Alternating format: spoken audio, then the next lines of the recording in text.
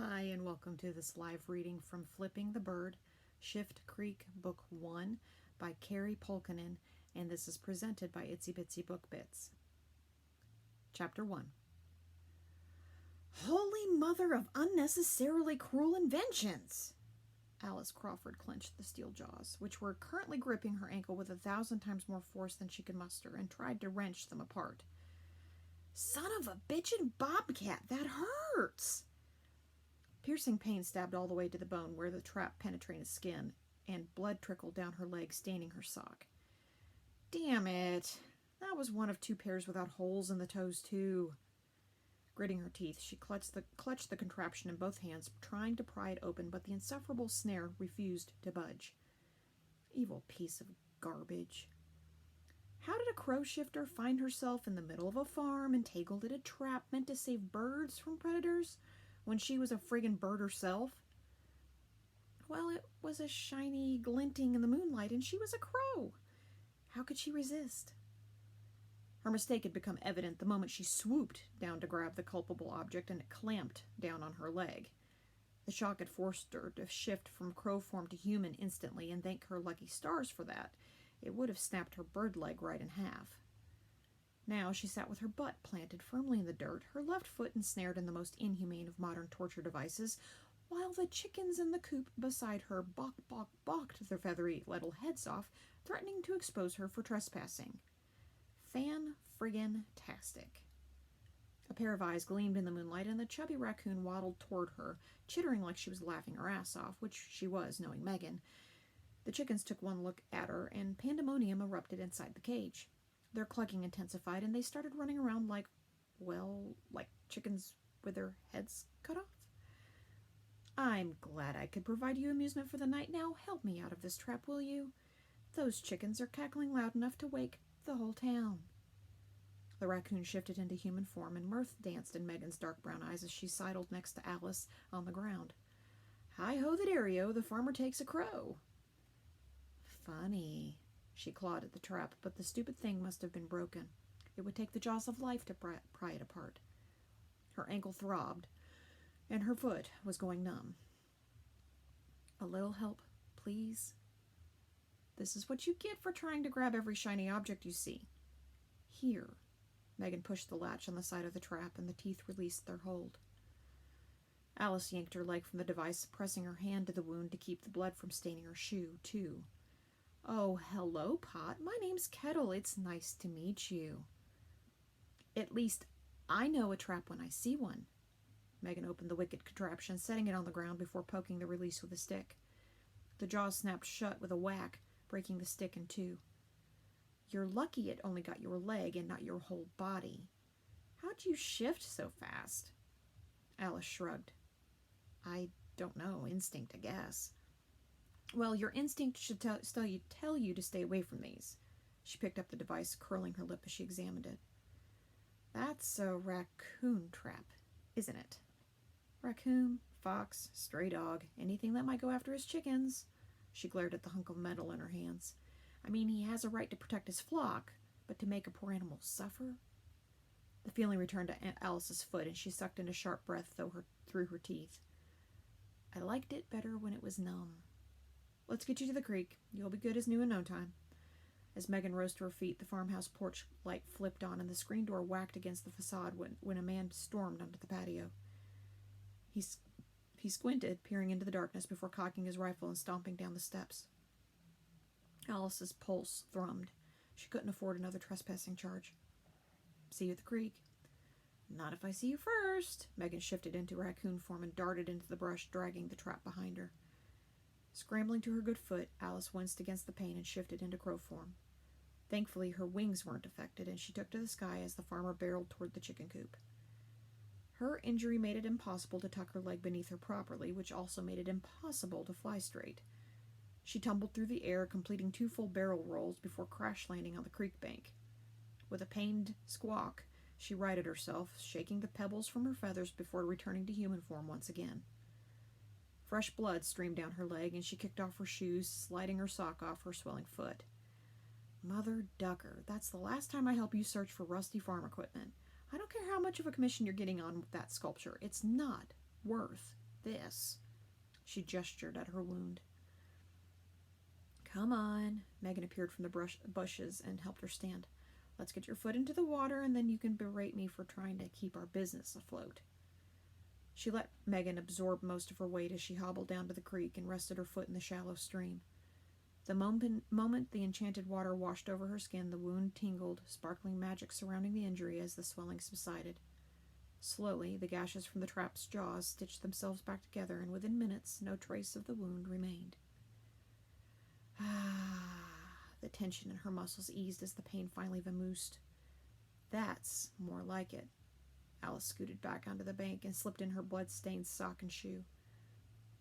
Starlight glittered on the surface of the creek, and a cool spring breeze carried the sweet fragrance of wildflowers and honeysuckle. Megan stared out wistfully over the water.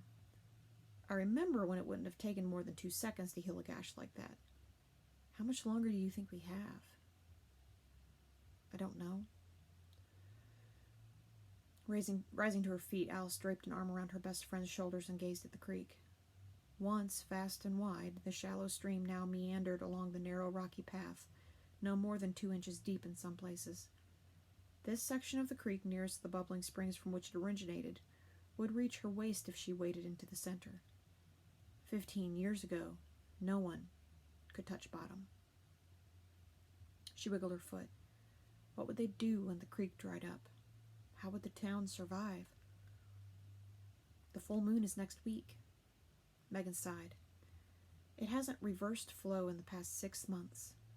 Can we even call ourselves Shift Creek anymore? It is the official name of the town, and it had the name before the creek got its magic.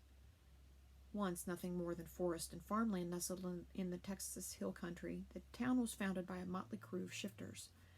No, not the band.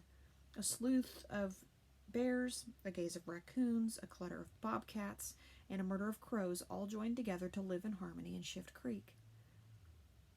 Back in the 1800s, a powerful warlock blessed the creek, giving it healing powers for supernatural beings.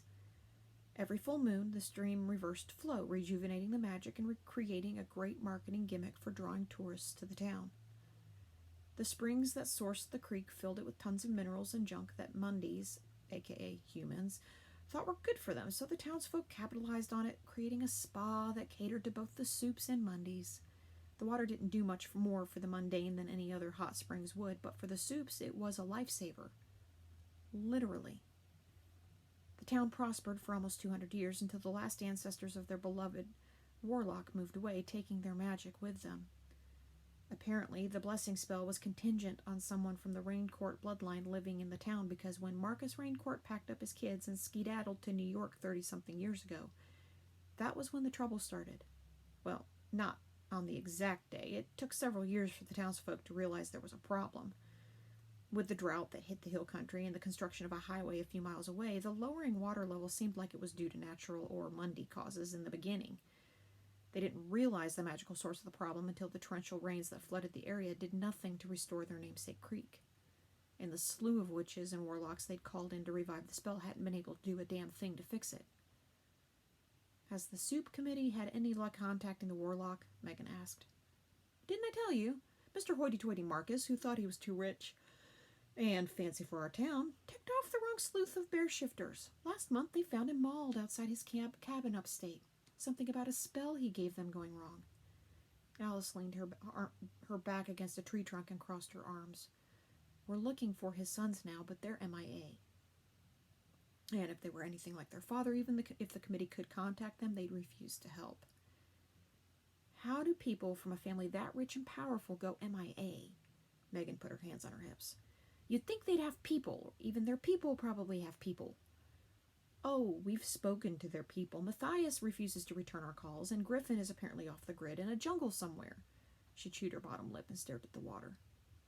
Alice joined the Soup Committee 2 months ago when the Mundies of the town formed their own group to come up with a solution. She joined both groups, actually, acting as a Mundy to spy on those who believed the supernatural origin of the creek was merely legend. If you do wrangle one of them and they come here, be sure to let me know, Megan grinned devilishly. I'll be a one-woman welcoming committee, if you catch my drift. Alice rolled her eyes. You're going to catch something one of these days. Don't be jelly of my social life, babe. You'll always be my BFF. Trust me, I'm not jelly. Alice laughed. Which one do you want to welcome? Either. You know they're both gorgeous. How would I know that? Megan's mouth fell open. Don't tell me you've never seen a picture. They're supernatural celebrities, so they're all over the internet. They're so rich, even the Mundies know who they are, though they think they're a family of venture capitalists. She tugged her phone from her pocket and typed on the screen. Alice shook her head. 1. People shouldn't be called celebrities just because they're rich. That term should be reserved for people with talent. I'm happy to audition either one of them. Look. Megan shoved the phone in her face. Alice took it from her, waving it in the air as she spoke. And 2, even if they were real celebrities, I still wouldn't be following their lives. I love the art, not the artist. But look! Megan stilled her hand and Alice finally took notice of the screen. That's Matthias. Doesn't he have a powerful don't F with me look about him? Very alpha. With dark brown hair and icy blue eyes, Matthias Raincourt looked like a man not to be trifled with. He probably likes his women dumb and silent. Next. Maybe. Megan eyed the image. He does have a coldness about him, doesn't he? Still hot, though. She swiped the screen. Griffin is my favorite of the brothers. He's ruggedly handsome, don't you think? And he's always off helping people in third world countries, so I'd have plenty of time to miss him. Griffin had a warmer expression. With softer lips and eyes a slightly darker shade of blue, he looked like he might possess at least an ounce of kindness. Alice made a mental note to focus her search on Griffin. He'd be the one most likely to help them if they could track him down. She handed Megan the phone. Except when he disappears, he's really gone. We've been trying to contact him for a month. He'll come back. They always do. Megan dropped to her knees to rummage through the bushes. Ah, here it is. She pulled out the trap that had ensnared Alice on the farm. This will make the perfect set of teeth for my bear sculpture. Alice fisted her hands on her hips. We're not thieves anymore. My raccoon would beg to differ. You have to return that. We're salvage artists, remember? We make art from discarded things, not stolen things. Megan held the trap to her chest. He left it outside on the ground. Technically, it's a trap, Meg. It's supposed to be outside on the ground. What are you going to do when Farmer Tucker walks by the shop and sees a stolen trap and a piece of art? What do you think he's going to do? She shrugged, pouting her lower lip. Admire my talent and commission his own piece? Alice threw her arms in the air, letting them drop at her sides. He's going to call the cops. Megan huffed. Fine. I'll take it back. These things should be illegal, though. Write a letter to your congressman. Maybe I will. Good. I'm going to call it a night. See you at the shop tomorrow? I'll be there with bells on. Please, no bells. Just be there.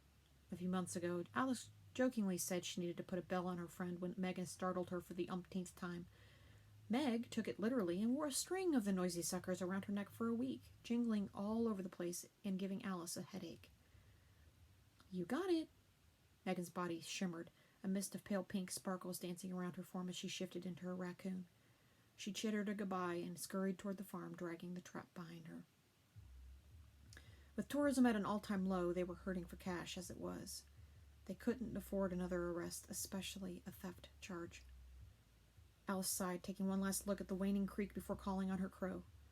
Her body shimmered in green, her magical signature color, which happened to match her eyes. How cool is that? And she morphed from a 5'8" brunette into a 1'7" black crow. With a flap of her wings, she took to the sky, soaring above the trees toward town when a light shining in the corner of her eye caught her attention. Was that coming from Raincourt Manor? Her little heart fluttered in her chest as she altered course and headed west toward the abandoned house. Someone on the committee must have gotten through to the brothers. Hallelujah, the town was saved! She flapped harder, elation fizzing in her veins as the mansion came into view. From the outside, you'd never know the place had sat empty for the past 30-something years. A groundskeeper who lived in a one-bedroom cottage on the property kept the place immaculate. The lawn was always mowed and the paint had never peeled. Inside, who knew? She imagined lots of chandeliers and expensive furniture covered in sheets, a thick film of dust layered on everything, the stagnant air smelling of mildew like an old haunted house. Or, heck, they were rich. If they could afford to pay a groundskeeper all these years, maybe they ran the AC and kept it at a comfortable 74 degrees inside at all times. One thing was for certain, though. Never, in all the time Alice had flown around the place, had she seen a light on inside. She swooped toward the balcony, landing on the railing and ruffling her feathers before hopping closer to the window. Inside, she glimpsed a stack of boxes and a four-poster dark wood bed with a deep burgundy duvet. A matching chest of drawers sat against the opposite wall, and was that a fainting couch? Alice blew a puff of breath through her nostrils. Based on what she'd learned about Marcus Raincourt, his wife probably used it regularly. A shadow moved in the corner, and her heart rate kicked up again. If she had fingers, she would have crossed them that the person it belonged to would be Griffin. Truth be told, she didn't know much about either brother. She didn't keep up with the tabloids, and they were both little when their father dragged them to New York, so none of the townsfolk had much intel on them either. Their father, Marcus, was remembered as a hard-ass warlock who looked down his nose at everyone, including the other witches and warlocks in town. He considered the residents of Shift Creek simpletons, never mind the fact he was born and raised here, too. Rumor had it he sold spells on the black market to make his millions. Alice would rather be a simpleton than a criminal. Hey, trespassing didn't count. If she'd stayed in crow form while digging through the junkyard, she never would have gotten caught. Sometimes a girl needed to use her hands. Don't judge. The balcony door stood open, probably to air the place out. Even if they had run the AC for the past 30-something years, the inside must have smelled dusty. Alice hopped along the railing, getting as close as she dared when a masculine grunt emanated from inside. "Where is it, Martin?" His voice was deep and a little bit rumbly. It was also kind of velvety at the same time, like Rocky Road ice cream. How the smooth chocolate melted in your mouth, and then you hit a nut or a marshmallow, and those little bumps were what gave it flair. "How should I know? You packed the boxes." The responding voice held a higher, nasally pitch that didn't sound quite human. "It wasn't in a box. It was in the satchel with you." Despite being obviously perturbed, something about the man's voice made Alice shiver in a good way. She had a sudden craving for ice cream. As she leaned toward the open door, the man came into view. He was tall and slightly tanned, with broad shoulders and muscular legs. His dress slacks and blue button-up had obviously been tailored to fit him perfectly, and as he bent over to peer inside one of the boxes, those fabulously tailored slacks conformed to his backside like they'd been painted on. Yum. He straightened and turned, revealing a strong jawline and sharp cheekbones. His face might have been harsh if not for his full lips, which were currently turned down in a frown, softening his features. Instead, the total package made for one fine specimen of a man. Sweet sugar, he was beautiful. This man had an air of authority, of power, like a Raincourt, but he looked nothing like the pictures she'd seen of Matthias and Griffin. Rather than piercing blue, his eyes were dark brown, mysterious. Even in his current mood, they held a look of kindness the brothers lacked. And his hair was light brown, or would it be called dirty blonde? Either way, unless he dyed it, his locks didn't match the dark mahogany of the Raincourts in the photos. Her heart sank. If he wasn't a Raincourt, he couldn't save the creek. So what was he doing here? She didn't recall seeing a for sale sign on the property. Oh well. She'd focus on tracking down Griffin this week. With any luck, she'd have a lead by the next committee meeting. "I don't remember seeing it in the satchel," the nasally voice who had come from a furry little critter who currently sat atop one of the large boxes. About 1.5 feet long from nose to tail, the mongoose had brown fur and beady eyes. Yep, it was a talking mongoose. A familiar. So at least he is a warlock. Maybe he knows the Raincourts? Shifters like Alice and Megan were limited to the abilities of the animal when they took on their form, aside from their minds, of course. They kept their human intelligence, but they lacked the vocal cords needed to actually speak.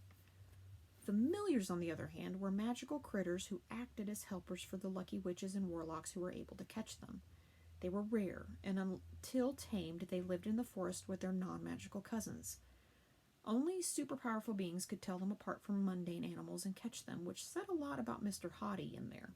Oh, and because they were magical creatures who didn't shift, familiars could talk in animal form.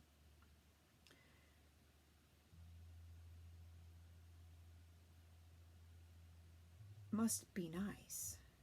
But they had no human form, and their intelligence never surpassed that of a 10-year-old, so the vocal cords were the only thing Alice envied. That and the way Mr. Hottie picked up his familiar, cradling him against his chest and stroking his fur.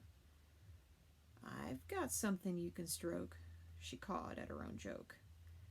The mongoose snapped his head toward her. "Dinner!" He scrambled over the warlock's shoulder and leapt to the floor, scurrying toward the balcony door. Surely he didn't mean she was dinner, did he?